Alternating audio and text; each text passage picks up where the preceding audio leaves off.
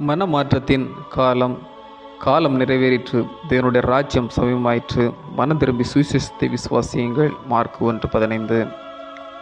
வடக்கு ஆப்பிரிக்காவில் உள்ள தகாஸ்கா என்னும் ஊரில் கிபி 354 ஆண்டில் பிறந்தவர் புனித அகஸ்டின்.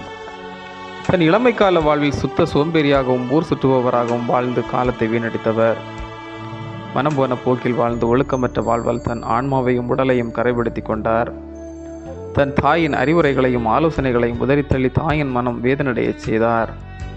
தனது 19வது வயதில் சிசாரோ என்பவர் எழுதிய ஹேர் டென்சியஸ் என்னும் நூல் அவர் கையில் கிடைத்தது. எதிர்பாராமல் கிடைத்த அந்நூலை வாசித்தார்.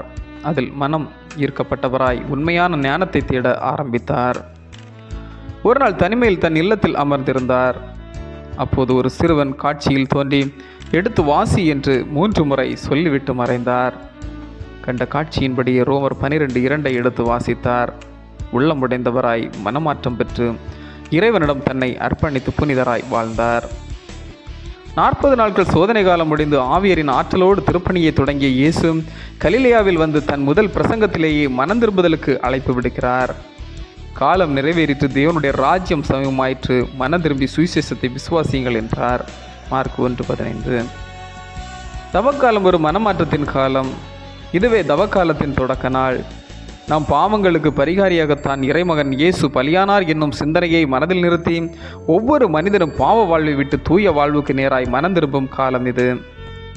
சாம்பல் புதன்கிழமையாம் இந்நாளில் செய்த தவறுகளுக்காக மனம் வருந்தி இறைவனிடம் மன்னிப்பு கேட்கவும் இனியும் தவறு செய்வதற்கு ஒருபோதும் இடம் தராமலும் உறுதியாயிருப்போம். தவக்காலம் நம் வாழ்வில் புது மாற்றத்தை உருவாக்கட்டும். ஜெபம். சோதனைகளை ஜெயமாக்கி மனம் திரும்புதலின் வாழ்வுக்கு நேராய் எங்களை வழிநடத்தும் அன்பு ஆண்டவரே, இந்த தவக்காலம் எங்கள் வாழ்வில் தவறுகளை களைந்து புது வாழ்வுக்கு நேராய் பயணிக்கும் அனுபவமாக்க அருள் தாரும். ஆமேன். இந்த நாள் உங்களுக்கு இனிய நாளாக மலரட்டும்.